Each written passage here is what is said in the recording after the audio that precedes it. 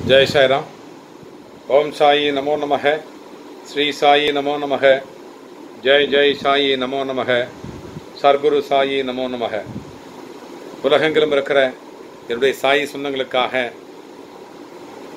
நான் வணங்குகின்ற எல்லா தெய்வங்களுடைய பிரதிநிதியாக இருக்கிற என்னுடைய சாய்நாதருடைய அருட்கொடையினாலும் என்னை பெற்றெடுத்த பெற்றோர்களுடைய ஆசீர்வாதத்தினாலும் இந்த விதமான பிரார்த்தனைகளை வெற்றிகரமாக மேற்கொள்வதற்கு முயற்சி செய்கிறேன்.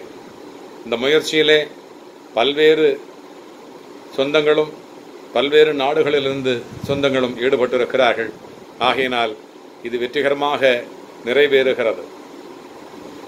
நிறைய சீரடி பாபாவை பற்றிய செய்திகளை, கதைகளை, அவருடைய ஒரு மிராக்கள் என்று சொல்வார்களே, அவைகளை அனைத்துமே உங்களிடத்திலே பகிர்ந்து கொள்ள நான் ஆசைப்படுகிறேன்.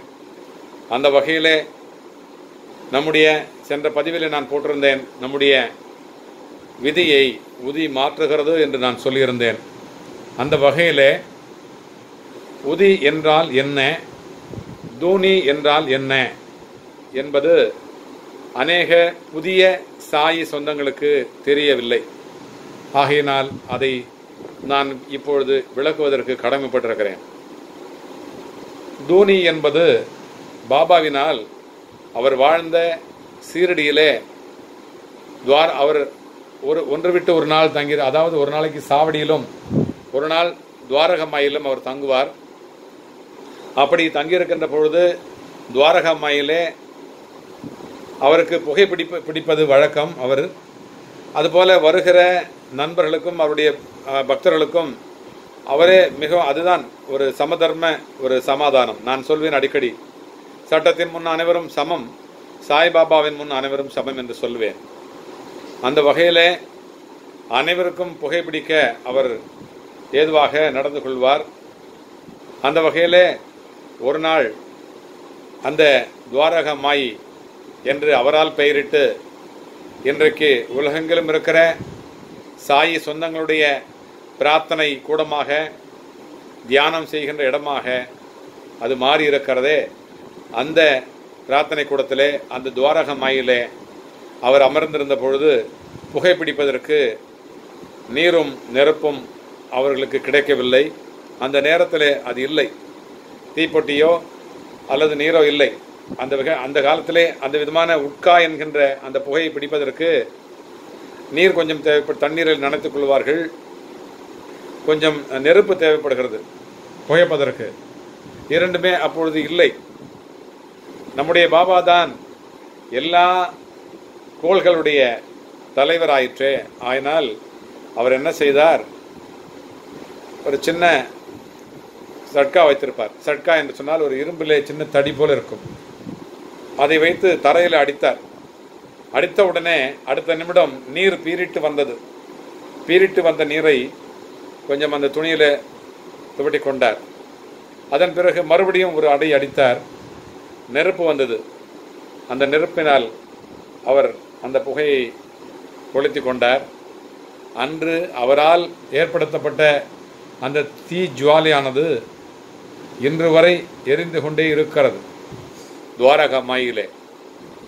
அதுதான் அதிலே எரிக்கப்படுகிற, அவர் விறகு வாங்குவார். தான் பிச்சை எடுத்து சம்பாதித்த அந்த பணத்திலே கட்டைகளும் விறகுகளும் வாங்கி அதிலே போட்டு தொடர்ச்சியாக அவர் வாழ்ந்த காலம் வரையில் எரித்து, அதிலே வருகிற அந்த ஆஷ் என்று சொல்லக்கூடிய அந்த சாம்பலைத்தான் அவர் பிரசாதமாக காலராவுக்கு, மற்ற நோய்களுக்கு, மற்ற வாழ்க்கையில் துவண்டு வந்த பக்தர்களுக்கு அதையே பிரசாதமாக கொடுத்து அவருடைய வாழ்க்கையிலே ஒளியேற்றி வைத்தார் என்று சொன்னால் அது மிகையாகாது. அந்த வகையிலே அவருடைய பெரிய பெரிய சாதனைகள் எல்லாம், பெரிய பெரிய நிகழ்வுகளால் நிகழ்த்தப்பட்டு இன்று வரை அந்த யாகம், நான் எப்பொழுதுமே சொல்வேன், ஒரு யாகம் நடத்தினால், ஒரு கணபதி ஹோமமோ அல்லது மிருத்யங்க யோகமோ ஏதோ யாகம் பண்ணுகிறோம், அந்த யாகத்திற்கே பலன் இருக்கிறது என்ற நம்பிக்கையில் நாம் பண்ணி கொண்டிருக்கிறோம். நம்முடைய எல்லா தெய்வத்தினுடைய பிரதிநிதியாக இருக்கிற சாய்நாதருடைய அந்த திருக்கரத்தினால் ஏற்றப்பட்ட அந்த யாகமானது தொடர்ச்சியாக 100 ஆண்டுகளுக்கு எரிந்து கொண்டிருக்கிறது என்று சொன்னால் எவ்வளவு பெரிய நிகும்பல யாகமாகவும், அதுவே பல யாகத்திற்கும் எல்லா கடவுளையும் அந்த இடத்திலே வந்து சேர்ப்பிக்கக்கூடிய ஒரு யாகமாக அது திகழ்கிறது. அந்த யாகத்திலே இருந்து ஒரு நெருப்பை எடுத்து வந்து நம்முடைய வண்டலூர் வழித்துணை பாபாவினுடைய இந்த கூட்டு பிரார்த்தனை கோபுரத்திலே வைத்து அது எரிக்கப்பட்டு வருகிறது. இன்று வரை தொடர்ச்சியாக அந்த யாகம் எரிந்து கொண்டிருக்கிறது. நம்முடைய கூட்டு பிரார்த்தனை கோபுரத்திலும் கூட. அதிலே ஒரு அதிசயம் பாருங்கள். அந்த தூணி என்று சொல்லக்கூடிய ஒரு அமைப்பு, கூம்பு போல் இருக்கிறோம். அதாவது அந்த ரைஸ் மில் எல்லாம் கட்டுவோம் இல்லையா, அந்த மாதிரி ஒரு கூம்பு போல ஒரு அமைப்பு. அந்த அமைப்பை கட்டுவதற்கு செங்கலை தேடினால் அது அதாவது ஃபயர் பிரிக்ஸ்ன்னு சொல்லுவாங்க. ஃபயர் பிரிக்ஸ், அந்த ஃபயர் பிரிக்கு எங்கே கிடைக்கும்னு சொல்லி தேடணும்னா கொஞ்சம் விலை ஜாஸ்தியாக இருக்கும் அப்படின்னு சொன்னாங்க. தேடி தேடி பார்த்தோம், சென்னை முழுக்க தேடி பார்த்தோம், கிடைக்கல.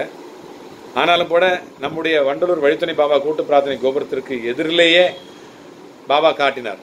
எதிரிலே இங்கே இருக்கிறது என்று ஒரு நண்பர் சொன்னார். எதிரில் போய் பார்த்தா தண்டவாளத்தை தாண்டினா போதும். அதாவது நம்ம கோவிலிருந்து தண்டவாளத்தை எதிர்க்கையே அந்த ஏஜென்சி இருக்குது.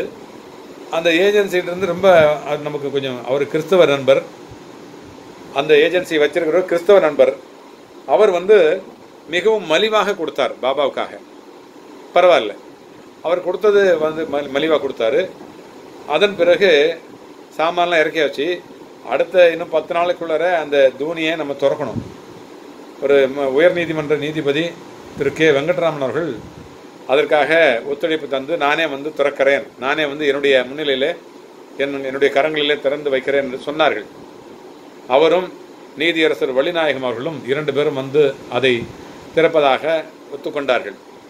அந்த குறிப்பிட்ட தேதி அன்றைக்கு பாபாவினுடைய நினைவு நாள், அதாவது விஜயதசமி. அந்த நாளுக்குள்ளார திறந்து விட வேண்டும். ஆனால் பாருங்கள், அதை கட்டி முடிப்பதற்கு எங்களுக்கு தெரியவில்லை. அந்த ஏஜென்சியிலே நம்ம கேட்டோம். அங்கே ஒரு நண்பர் சொல்லியிருந்தார். அவர் பார்த்துட்டு அளவெல்லாம் எடுத்துட்டு இந்த இடத்துல பொருத்தமாக இருக்கும், அமைக்கலாம் அப்படின்னு சொல்லிட்டு சொன்னார். அதன் பிறகு அதை அமைக்கிறதுக்கு 75,000 ரூபா கூலி கேட்டார். ரொம்ப அதிகமாக இருந்தது. இந்த மெட்டீரியலோட காஸ்ட் மாதிரியே கிட்டத்தட்ட அதுவும் இருக்குது அப்படின்னு சொல்லி கேட்டோம். இல்லை அதனால் அதை விட என்னால் குறைக்க முடியாதுன்னு சொன்னார். சரின்னு சொல்லிட்டு ஒத்துக்கிட்டு அதுக்கப்புறம் அவர் போனாருங்க. என்னைக்கு வரேன்னு சொன்ன சனிக்கிழமை வரேன்னு சொன்னாருங்க. சனிக்கிழமை அன்னைக்கு அவர் வரவே இல்லை. தொலைபேசியில் தொடர்பு கொண்டா அவர் சொல்கிறாரு, நான் அதிகமான வேலையை வச்சுருக்கிறேன், வேலை அதிகமான பளு இருக்கிறதுனால என்னால் வர முடியாது, நீங்களே யாரும் பார்த்துக்கன்னு சொன்னார்.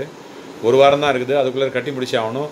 ஏன்னா நீதியரசர் வந்துடுவாங்க, விஜயதசமி வந்துடுது, என்ன பண்ணுறதுன்னு தெரில.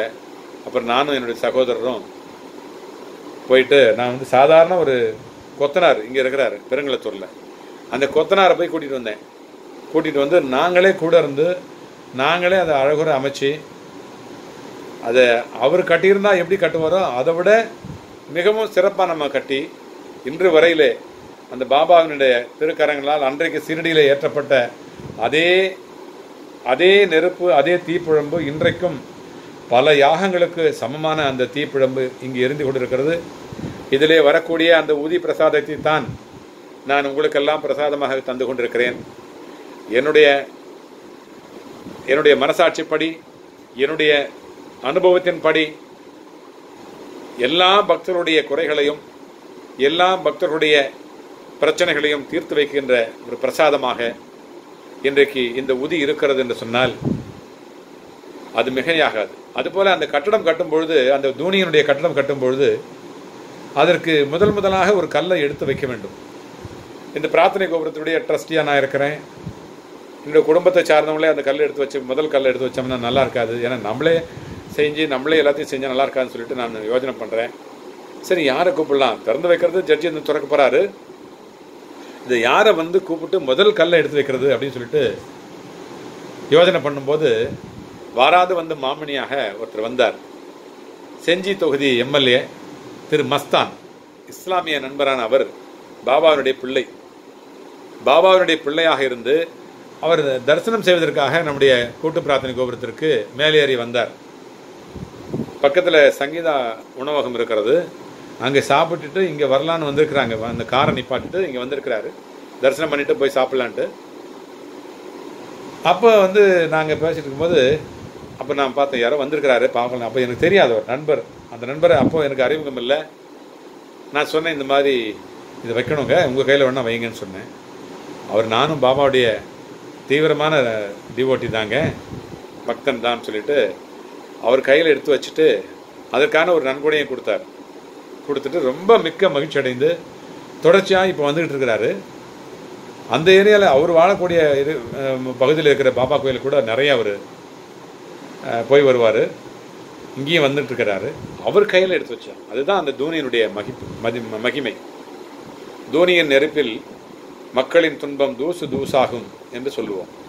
அந்த மாதிரி இன்றைக்கு அந்த தூணியினுடைய மகிமை, அதிலிருந்து பெறக்கூடிய அந்த அந்த அந்த கட்டைகளை போட்டு எரித்து அதிலிருந்து வரக்கூடிய அந்த ஆஷ், அந்த விபூதி, அதைத்தான் நாம் உதி என்று அழைக்கிறோம். அந்த உதியை பெறுகிறவருடைய, அதை இட்டுக்கொள்கிறவருடைய, அதை வைத்துக் கொள்கிறவருடைய விதி மாற்றப்படுகிறது என்று சொன்னால் அதுதான் நிச்சயம். அதுபோல இன்றைக்கு இந்த பிள்ளைகளுக்கும் இந்த குழந்தைகளுக்கும் வாடிய பயிரை கண்ட போதெல்லாம் வாடினேன் என்று சொன்ன வள்ளலாருடைய அந்த மனத்தை போல நம்முடைய பாபா இருக்கிறார். அதனால்தான் அந்த உதியை கொடுத்த உடனே மக்களுடைய விதி மாறுகிறது. ஆகவே நம்முடைய விதியை மாற்ற உதியை நாம் போற்றுவோம், உதியை நாம் இட்டுக்கொள்வோம். நம்முடைய பிரார்த்தனைகள் அனைத்துமே கைகூட வேண்டுமென்று அனைத்து உள்ளங்களும் ஒன்றாக இணைந்து பெருமுயற்சி எடுத்து உலகெங்கிலும் இருக்கிற சாயி சொந்தங்களும் அவர்களுடைய பிள்ளைகளும் ஒழுக்கமாக, நலமாக, வளமாக, வெற்றிகரமாக வாழ, உடல் நலிவின்றி வாழ, நல்ல விதமாக நல்ல பாதைகளை தேர்ந்தெடுத்து கொள்ள நாம் பிரார்த்தனை செய்வோம். பிரார்த்தனை நிறைவேறட்டும், பிரார்த்தனை நிறைவேறட்டும், பிரார்த்தனை நிறைவேறட்டும். ஜெய் சாய்ராம், ஜெய் சாய்ராம். ஓம் சாயி நமோ நமக, ஸ்ரீ சாயி நமோ நமக, ஜெய் ஜெய் சாயி நமோ நமக, சர்க்குரு சாயி நமோ நமக. ஜெய் சாய்ராம்.